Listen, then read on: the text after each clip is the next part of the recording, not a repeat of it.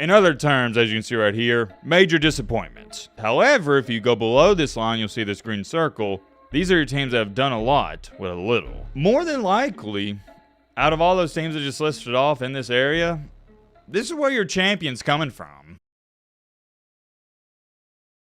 Ladies and gentlemen, boys and girls, hope all of you having a great Sunday. Hope all of you having a great weekend. If not, hope this video can make it a little bit better. And man, oh man, we gotta talk about March Madness and the crazy ending to the regular season. But most importantly, we're gonna be taking a look at another graph. And you know your boy Matt has been really enjoying looking at these graphs with you guys the past couple of videos when we've been discussing basketball. I can't state this enough. Why I like looking at these graphs so much is because it's not my opinion, it's not somebody else's opinion, it's based off of cold hard facts and evidence. Before we get into all of that though, I gotta bring it up. Come on man, you didn't think I was gonna talk about it? What about Alabama upsetting the Auburn Tigers on the road? And hold on, I gotta do this.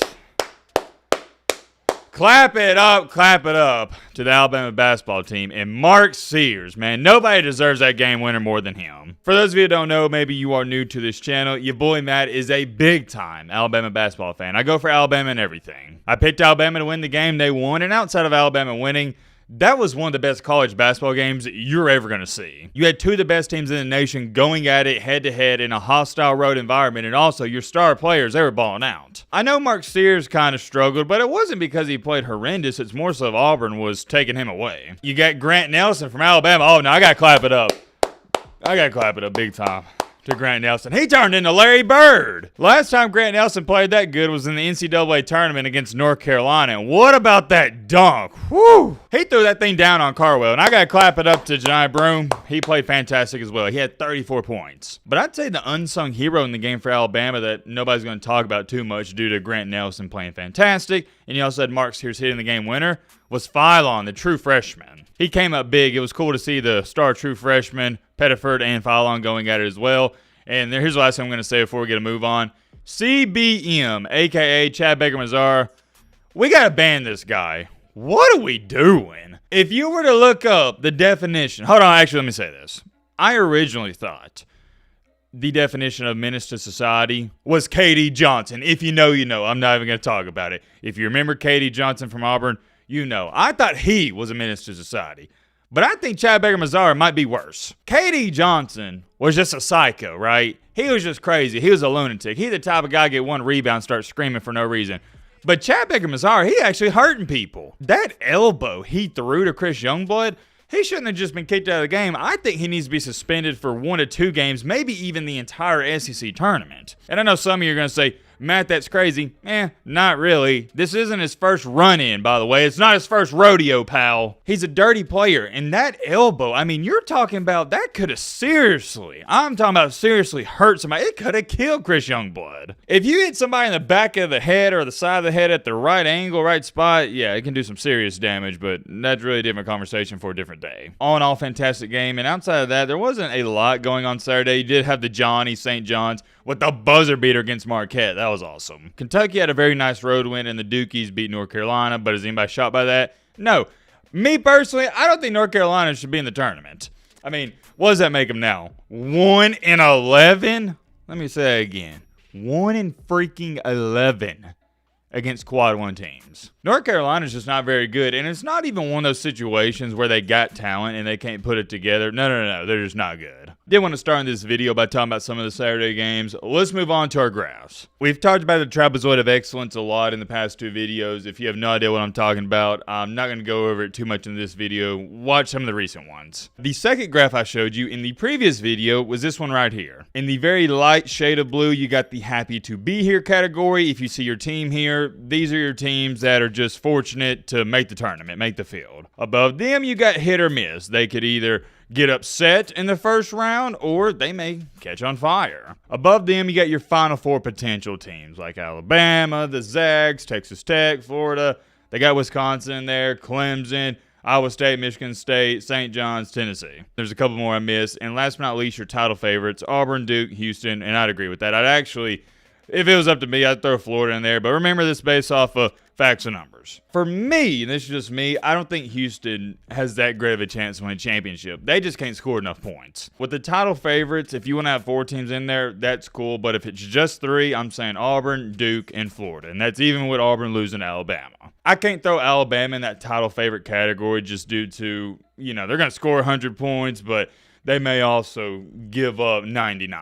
I think Alabama has gotten slightly better at defense these past couple of weeks, but they're not as good as they need to be, if that makes sense. I think Florida is overall better defensive team than Alabama. I've been saying this the past 2 weeks. I stated this before Auburn lost to Texas A&M. I have Duke as my number 1 team, and I got a lot of kickback for that, and I don't know why. Well, I say I don't know why. My apologies. Let me go back on that statement. I do know why. I think a better way of saying it is I don't understand what y'all don't understand with what I'm saying, if that makes sense. Let me explain. A week and a half, 2 weeks ago, whenever it was, Auburn had every single first place vote. I stated, and I'm standing 10 toes down on this, Duke is my number 1 team, even with Auburn getting every single vote. Why did I have them as my number 1 team? Because I just simply think they're an overall better team than Auburn. Auburn's great, don't get it twisted, but they're shaky. I think Duke is a more sound, round team that really knows their identity. Auburn at times this year, even though they've been winning games, they've lost their identity halfway through the game or in the second half. You'll sometimes have guys taking shots that just aren't too good. It's not in flow of the offense, but I also understand that's part of Bruce Pearl's system. I could go on and on and on. I think I'll get the point. I got Duke over Auburn. But one thing I've yet to talk about, because there hasn't really been a need to talk about it, I actually think Florida is better than Auburn as well, and I think Florida's the best team in the SEC. This goes to show and prove how insane the SEC is this year. Alabama, Florida, Auburn, Tennessee, Texas A&M, and 1 to 2 more teams you could probably throw in that mix. All those teams I just listed off, they could beat anybody on any given night. If Auburn and Florida played 10 times, the series would probably be Auburn wins 5, Florida wins 5. And same thing for Alabama and Florida, Alabama, Tennessee, Tennessee and Auburn, and the list goes on and on and on. You get the point. I share that with you to say this. If Duke played Alabama 10 times, I think Duke would win 7 of those. If Duke played Auburn 10 times, I'd pick them to win 7 or 8 of those. If they played Florida, Tennessee 10 times, I'm picking them to win 7 or 8 of those as well. Therefore, I think Duke's my number 1 team, but getting back on track with this, I would flip-flop Houston and Florida. Let's get a move on. This is one of the newest charts that has been released, and this is coming from a guy who is quite literally a data scientist. This graph is titled, Which Teams Have Overachieved Relative to Roster Talent? On the left side, I'll show it to you right here, you have resume quality rank. So this one's a little tricky. The lower you are on this graph, the better. On the bottom, you have roster talent. This diagonal line going straight across the middle. If you're above it, you have underachieved. If you're below it, you have overachieved. We'll start at the top right, and we'll work our way down. Let me dumb this down some more. If you are above this line and you're high up, like you see in this red circle with Penn State, USC, Kansas State, Iowa, Pitt, LSU, Rutgers, and some more teams, I think Grand Canyon, Minnesota's in there, Georgetown. That means your resume quality is terrible and you've also underachieved. In other terms, as you can see right here, major disappointments. However, if you go below this line, you'll see this green circle. These are your teams that have done a lot with a little. You got San Francisco, Arizona State, West Virginia, San Diego State, George Mason, TCU, Stanford, Drake, and I believe that is UC Irvine. I could be wrong on that. And right in here, nothing circled. These are your teams that have just been, okay-ish. You'll see teams like, and this is my own bubble, Ole Miss, UCLA, Mississippi State, Illinois, New Mexico's right below Georgia. You got Vandy, Creighton, BCU, or my bad, those teams have underachieved. The teams right under this line where this circle is, they've been all right. Here's where things in this graph start to get interesting. Your preseason title contenders that have flopped. Gonzaga, Baylor, UConn, they have kind of Missouri touching that, but I disagree with it. And Kansas. If you've been keeping up with Missouri, you're probably asking this question. How are we so close to the,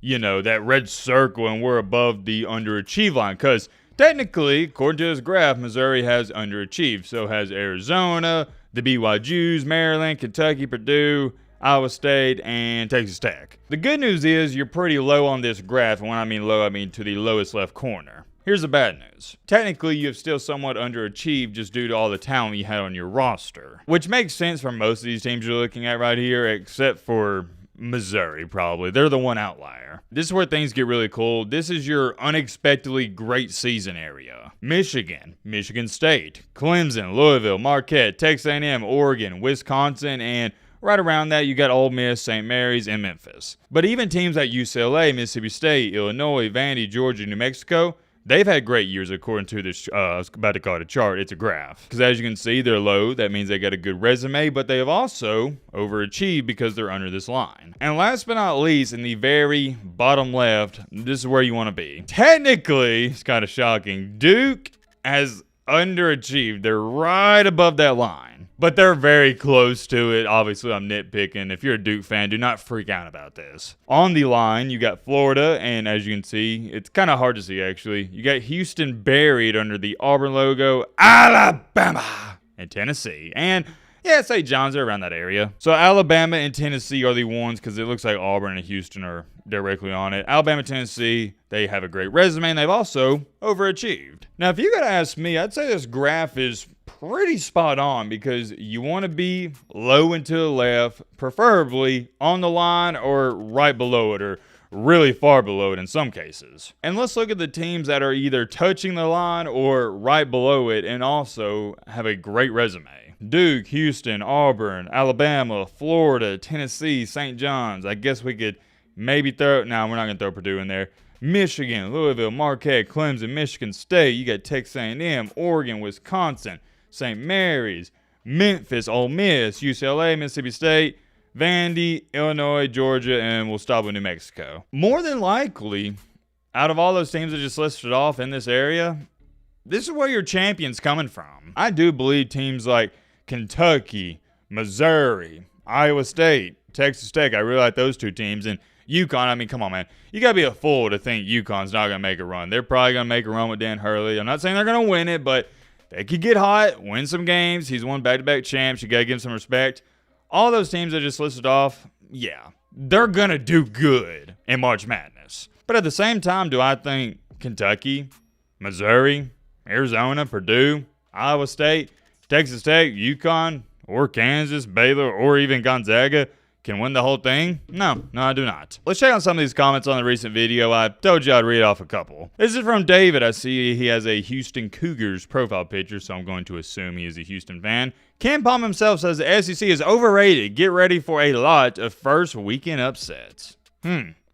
Interesting. What do y'all think about that? I'm going to keep it a Fortnite V-Buck with you, David. I don't care what Ken Palm says. If you say the SEC is overrated, you're delusional and you have no idea what you're talking about. Did you see him in the non-conference this year before SEC play?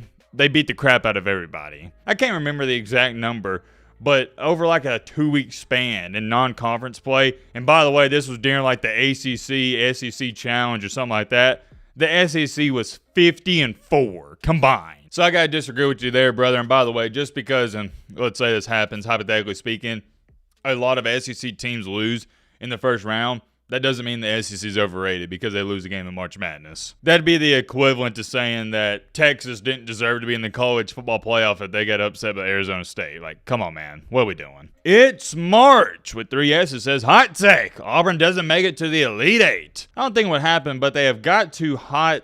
What? They have got too hot too. Oh, he meant to say they got too hot too early. Okay. I think Duke is only getting better as the season goes on and Auburn is getting worse. Well, I hate to sound like a Debbie Downer or Negative Nancy, but I don't think that's a hot take. They're a great team, don't get me wrong, but I could see them losing in the second round, the round of 32. We'll go with 2 more comments. I just got to say this. Watch for Georgia. I could see them making some noise. They are a very streaky team. And yeah, that's facts. Georgia either plays really good or really bad. No in-betweens. And by the way, they almost beat Auburn. I can't wait for football to start back. Matt B. Sugar Daddy. All right. That is enough of the comments. I'm curious. Let me know your thoughts on all this down below. But all right.